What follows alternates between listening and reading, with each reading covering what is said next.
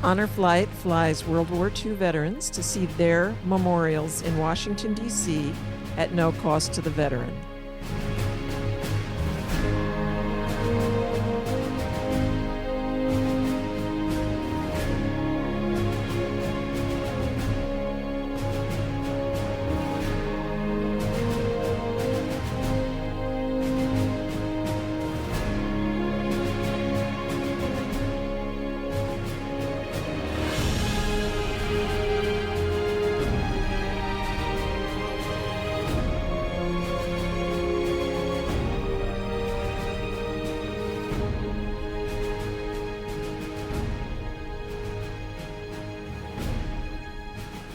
We're getting ready to take off on the trip here back to Washington, D.C.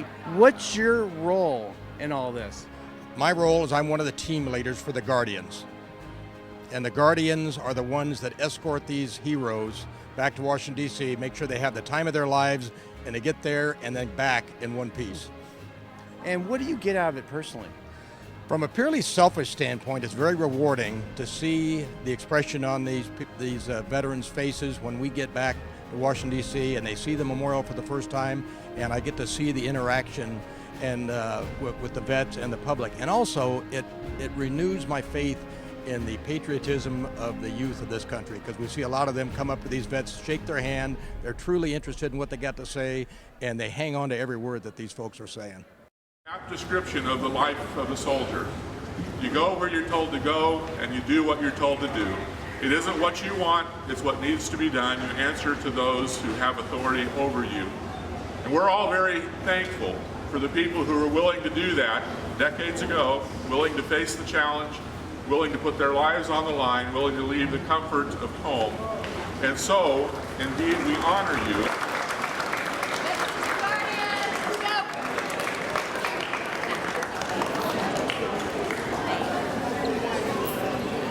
It's an honor to meet you, sir. Have a lovely flight. Great experience.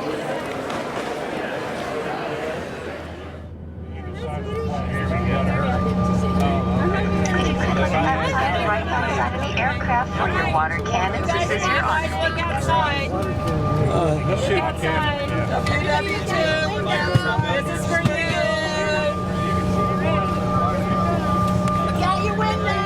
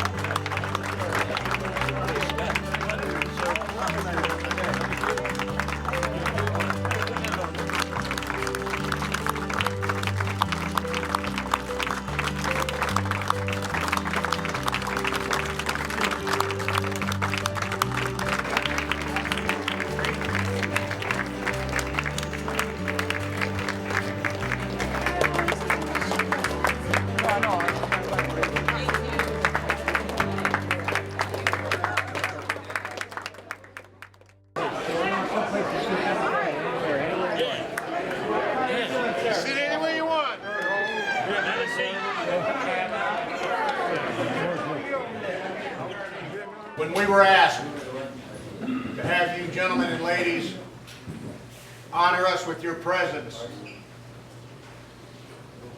we did so without hesitation. Your sacrifices, your family sacrifices, throughout the war years, your years, strides that you made is what makes this country proud. It makes me proud that I am an American.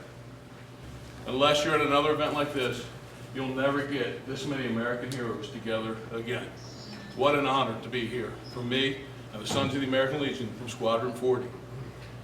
I often say this, when I go to bed each night, I sleep well. I might worry about my children, my bills, my friends. I never worry about sleeping. I never worry about not waking up tomorrow. And I don't worry about that because of you. Because you stood on the line and said, not my America. I defend it, and I keep it safe. You and every soldier sent you have done the same thing. For that, we'd like to say from everybody here from Post 40, Anne Arundel County, the Detachment of Maryland, Department of Maryland, thank you.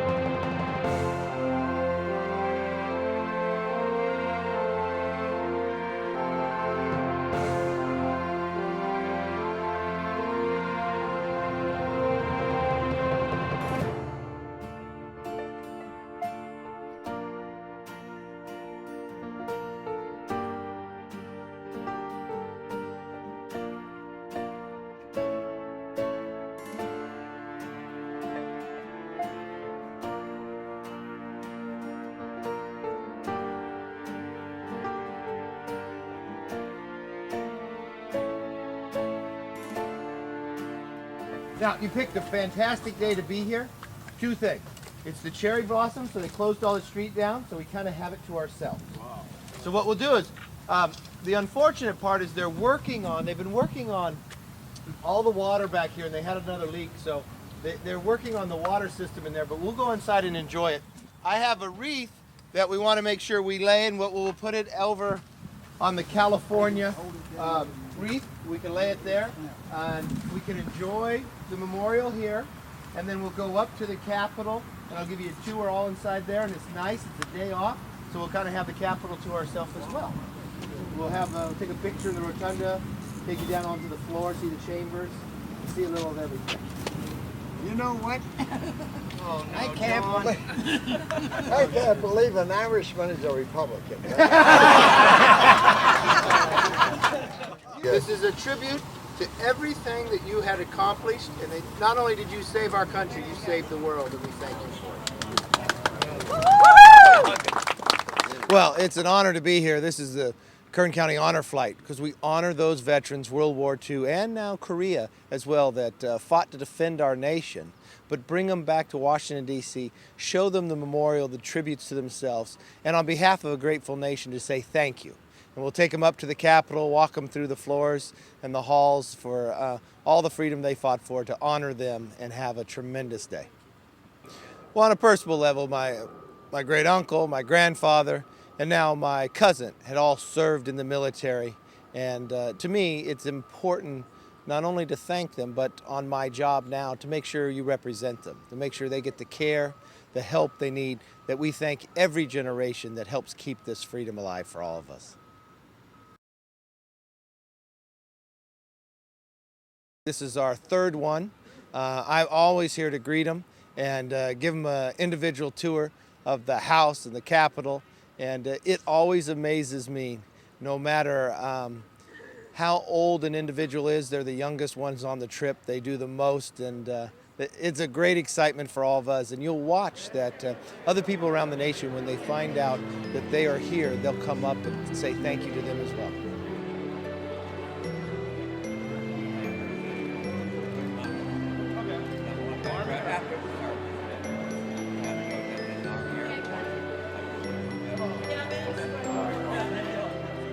Well, I take them into the floor of Congress, show them the chambers. Then we go through the old chambers, Statuary Hall, show them where Abraham Lincoln served, give them a little history there. Then we go into the rotunda and try to take a group picture. One, just to thank them, because none of this would all be standing here if they didn't defend our freedoms and our liberties and save the world. So just from a very grateful nation, we always want to say thank you to them.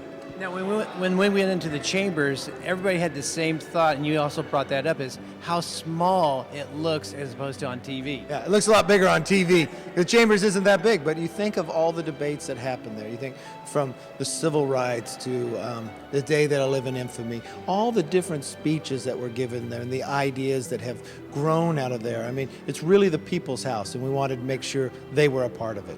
And again, it seems like the reception that we received here at the Capitol and also at the airports has been just really overwhelming for a lot of the veterans. Well, what you see, we're in Statuary Hall. People are giving the public tours. They broke out in a standing applause just for the veterans that they saw there. And that it's not just Kern County, it's the entire nation is grateful for them.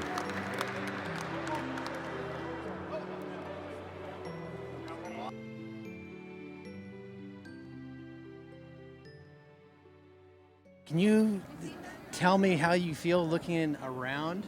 Oh my gosh, it's incredible seeing all the people here. There's so many military groups here today practicing, doing things, doing their precision things. Many of our veterans are getting so much love from all these great groups that are here today. And just being here standing with the Lincoln Memorial and in one side, you turn the other, you see the Washington Monument. If you look real hard, you can see the White House, and you've got the Vietnam Memorial and the Korean Memorial. It's just incredible being here and seeing our veterans getting the love that they so much deserve. Yeah, it looks like there's every branch of the armed services here, and they're always doing something. It looks like the Air Force is getting ready to do something over here to our left, and it looks like the Coast Guard was doing something, and also the Navy. So we got all kinds of the service personnel out here today celebrating, and it seems like what you're saying is our veterans are getting a lot of accolades from them. They are. They're coming up, thanking them, hearing their stories. Our veterans are able to tell their stories to these guys. We tell them some of them are 101 years old, and they just go, "Whoa!" The best they can in their wonderful uniforms. And it's such an honor to be here to share this experience with our veterans. Now, tell me again, how did you get involved in this program? I've been involved with World War II aviation for over 30 years. I've been around World War II vets, but when I saw that they were looking to start a chapter in Bakersfield or starting a hub in Bakersfield, I was right on it and said, I have to do this. It's just an honor, and this needs to be every veteran of World War II and Korea who has not been back here. They really need to get their applications in to see us so we can bring them back here. So all of you, the regulars and the guardians, thank you so much for giving up your time, and for those of you that are related to the vets, what an experience I think you're finding it is to share this with your relative, and those of you that aren't, you can see how special it is, and we appreciate you all self-funding to make this so special for these guys.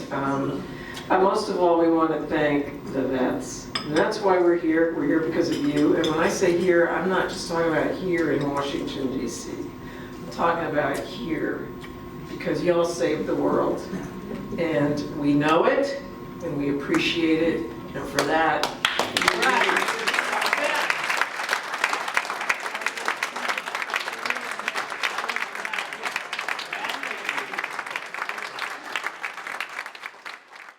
It was an honor to be here with the people from Kern County that invited me from Fresno County to come here to see the memorials with them. It is an opportunity of a lifetime. I served in World War II, and I appreciate these people for doing it for me. I was honored with 2 Purple Hearts and a Bronze Star during World War II. I highly recommend this flight, and all the volunteers, thank you very much. Thank you. What was so special about the Capitol tour? Well, going inside and looking at what was being done and where they do it, quite impressive. And what service did you serve in? I was in the Air Force, Army Air Corps. I was in the Air Transport Command as an inspector. How old were you, and what prompted you to join? I joined the Marine Corps on my 16th birthday. A little fudging on your birth certificate and get somebody to sign your papers, you know. What was the highlights for you, and how did you feel? World War II memorial. It was beautiful. And, Absolutely.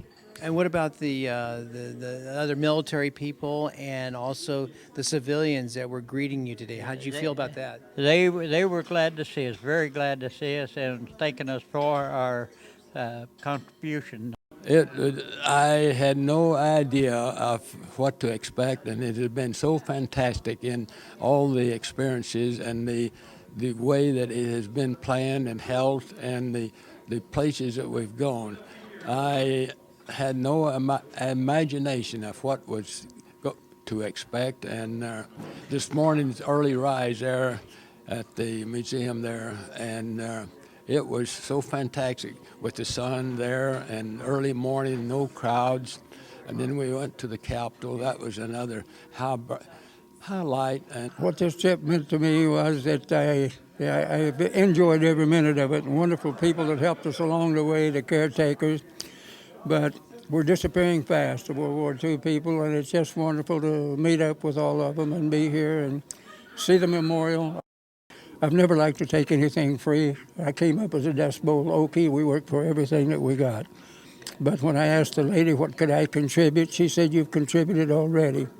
And so I came along. I've enjoyed it immensely. Couldn't ask for more.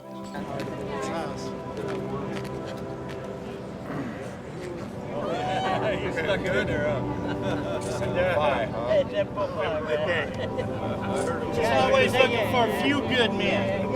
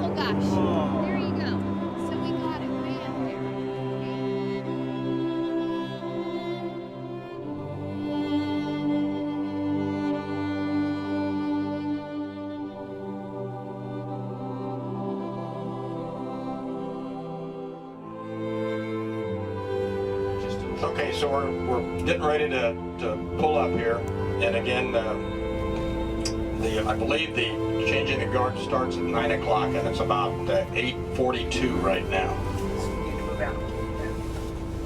The Arlington National Cemetery called on, and they posted a civilian guard, and then in 1925 a military guard was posted, and then in 1937 the first 24-hour guard was posted. So since 1937 someone has been guarding the tomb day and night.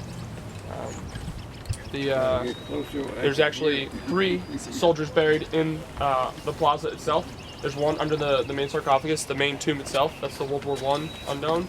If you're looking at the back of it from the amphitheater, to the right is the World War II veteran, and on the left is the the Korean War.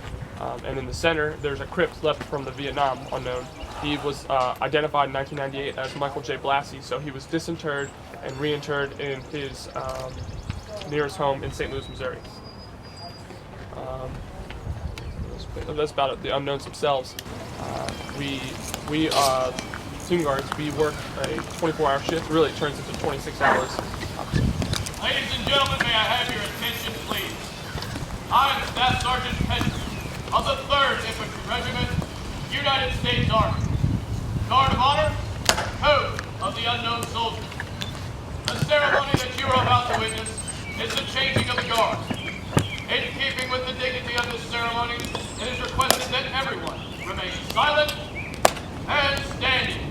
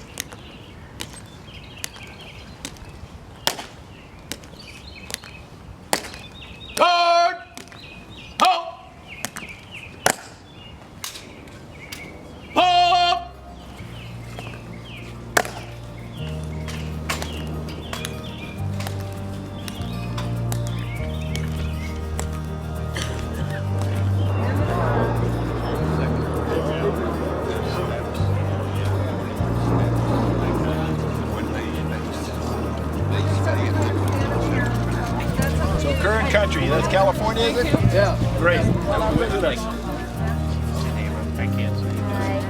Thank you, sir. Telling the kids he saw the flag go up at Iwo Jima from the Did you ship. really? What would you like to share? Would you like to share anything with the kids about Iwo Jima, sir?